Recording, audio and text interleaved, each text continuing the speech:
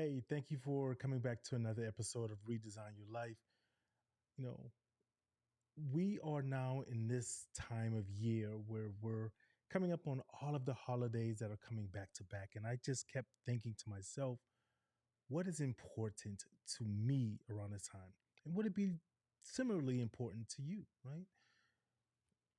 You're taking time out to listen to a podcast that, in some ways, hopefully, it is doing something to impact your life in a positive way and get you to see a little bit differently. And that's truly all I think about. I think about all of the positive information that could be given to each person who hears my voice. Who am I to tell someone? That imposter syndrome kicks in, right? Well, I've worked really hard to get over that. And I think to myself, I am someone that someone should listen to. And I want that to be the same thing you say to yourself. If you ever feel like, who am I to tell someone what to do? Why should they listen to me? Say to yourself, you are someone that someone should listen to because you're in a position to give them words of wisdom. Redesigning your life isn't just about the corporate world. It's not just about leaving a job that you feel like you're burnt out about. It's about thinking outside of the box and thinking differently than what our lineage, our family lines told us that we had to do. I use this analogy and ask this question often. And I say, when someone sneezes, most likely your response is gesundheit or bless you. But if you were to stop and think to yourself, why do I say that? What does it even mean? What more likely would be the answer? Is you don't know. You don't know why you say it because it was passed down. People in your family or wherever else would say it. So I'm giving you the leeway to say, I can change. I can not feel horrible throughout the holidays. And that's where this is coming to for me. See, we recently moved to Myrtle Beach, South Carolina from Las Vegas, Nevada. And we moved away from some family, but we came to a whole nother section of the family here. And it's taking some time to get adjusted for both my wife, my son, and my kid, and everything like that. But the most important thing is that we're still surrounded by love, either which place we go. And it makes you stop for a second to think that some people don't have that. Some people are so at odds with family members and friends and whatever that they let the hatred build up in them. And redesigning your life is also getting to a point where you let it go. Pick up the phone, text one of the family members you haven't texted in a while. You know, you do not need a reason why. You don't know, you do not need a reason to say, well, they should call me first, they should text me first. You do it. And if they don't respond, then that's your answer. Maybe you try again the next year or whatever, right? But maybe they're thinking the same thing in their head. Oh, he or she hasn't texted me, so I'm not going to text them. And now you're both sitting on the wall instead of going out to dance. You're afraid because you don't want to ask the other person, but you're both thinking, I want to dance. I want to talk to my cousin who I haven't spoke to in a while. Pick up the phone, send them a text, write them a letter, do whatever. This time of year is important, and I want you to really understand about the love and the connection. Forget the gifts. I'm talking about this holiday, Christmas and Thanksgiving. It has been so, oh, man, society has made it such about money. They tell you everything that you're supposed to get. You're supposed to get gifts. And then guess what happens? The grandkids and the kids all start thinking, I'm supposed to get a gift every single year. And then mom and pop stress about getting their kids gifts. And if I don't get my kids a gift, then I'm such a bad parent. No, you're not. You are fighting and struggling every day. You are dealing with this world every single day to empower them to be better people. And simply because you don't get them a gift does not mean that you're not doing well. Maybe some people can't. Maybe we shouldn't. Maybe we shouldn't get them a gift because everybody talk about how it's supposed to be such a religious holiday and this person and this is why we're doing a holiday. Then what is the importance of a gift? Why is Santa bringing us gifts? Isn't it about just sitting around a fire, eating some marshmallows, some hot cocoa? and just being joyful that we're around each other, it starts with you. If you're going to redesign your life and work to build a different platform for your kids and their kids and everything, it starts with you, right? Sure, we get our son gifts, but we also show them the importance of it's not about the gift. We take them for the most part every year. We go and take them to go do some servitude. And we bought some dollar cheeseburgers or something from Burger King once and took it down to some homeless people and gave it out, right? Year before last, I think we did something where it was Salvation Army, I think it was, and we sponsored a young kid and got him some clothes or something. And again, we're doing that same thing, right? So he understands, yeah, sure, we're going to get you a gift, but we're also showing you that it's more than just about you. If you want to start to redesign your life, you have to start right now. If you're hearing this voice, you have to understand that there's more for you to be impactful for. Yes, you've got to a point where you can go out and buy something, and that's such a great thing, but what is that doing for your soul? What is that feeding your family for their growth? Not just the money, not just the food on the table, for their growth, so that they understand that life is more than just simply getting up, 9 to 5, go home, rinse, wash, repeat. Get up, 9 to 5, go home. Where is the enjoyment and the growing and the living?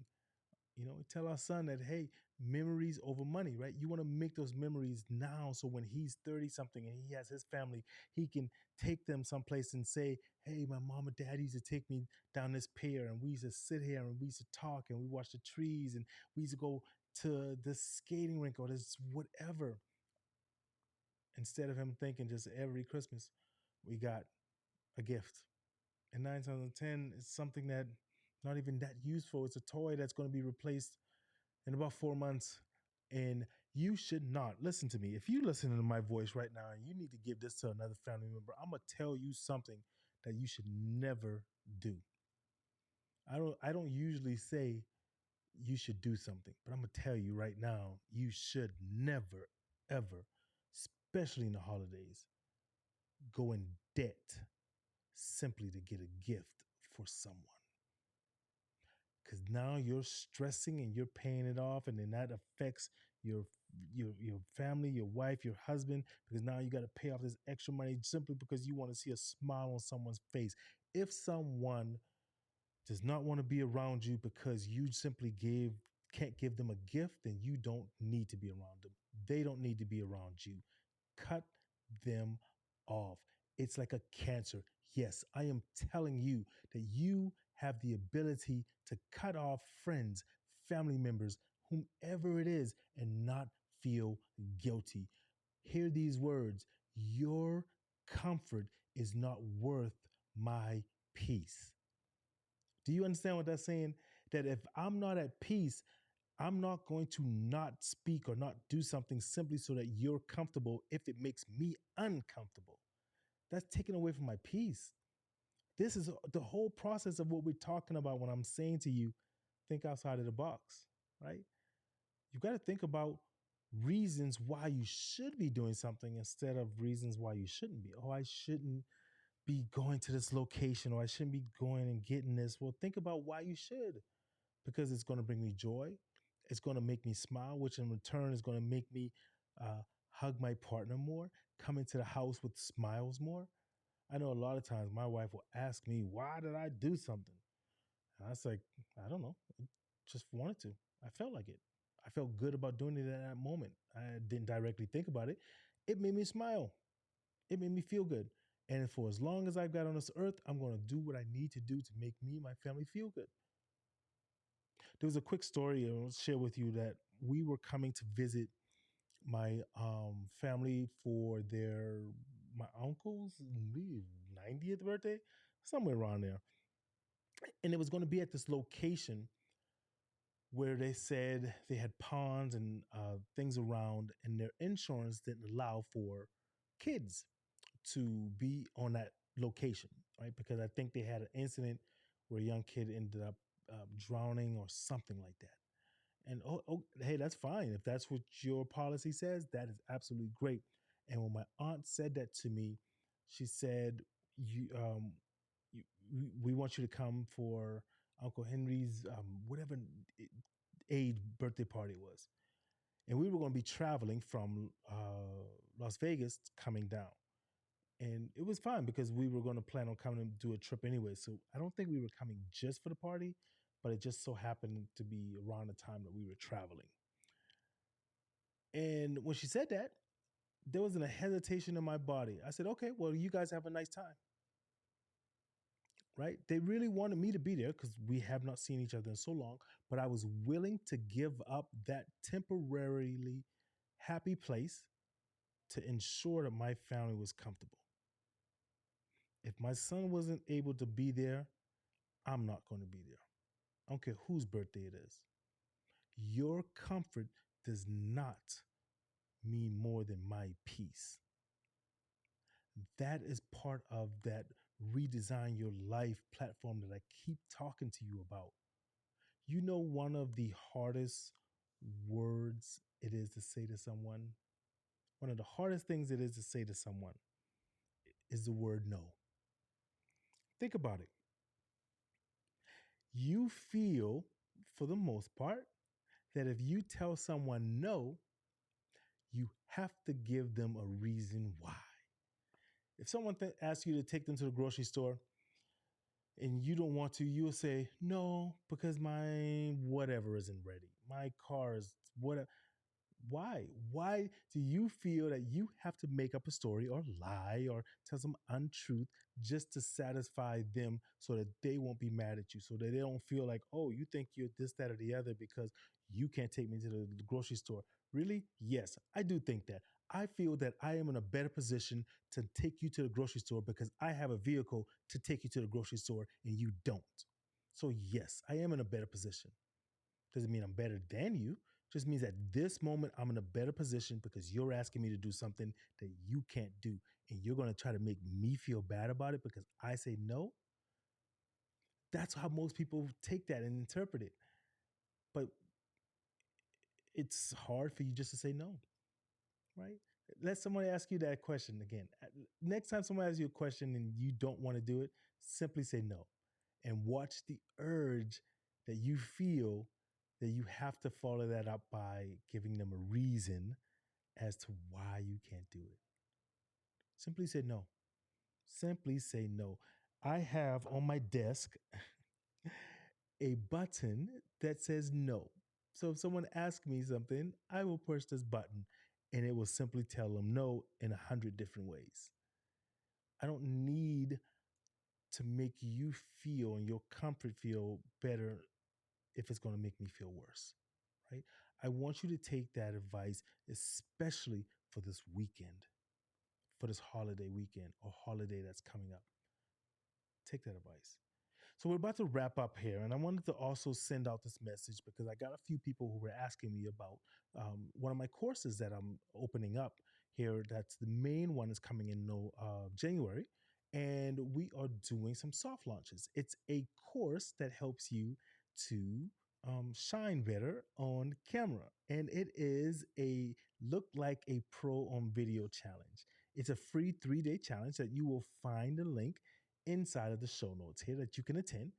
You will learn to deliver your content without feeling any anxiety or feeling paralyzed. And what does that mean? If you're looking to level up your coaching game, and most people who are listening also go check out my YouTube channel. It's at Black Negus, BLKNEGUS, which you will see some of the videos and things that are posting that you're able to learn and deal with as well.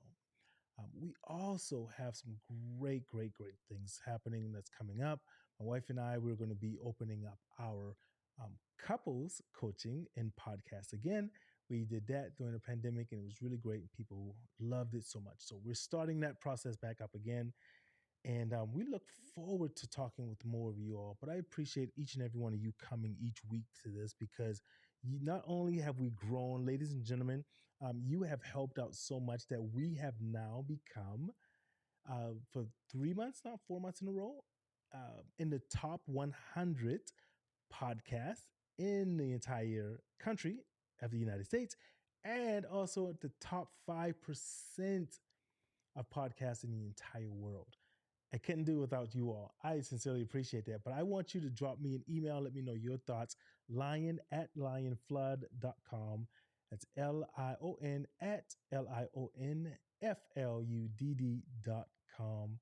Thank you once again for tuning in. Hey, let me know what your thoughts are. I sincerely appreciate that. And I want to make sure that you understand that you are worthy and you are empowered. So make sure, no matter what, make sure that you keep living while you are alive.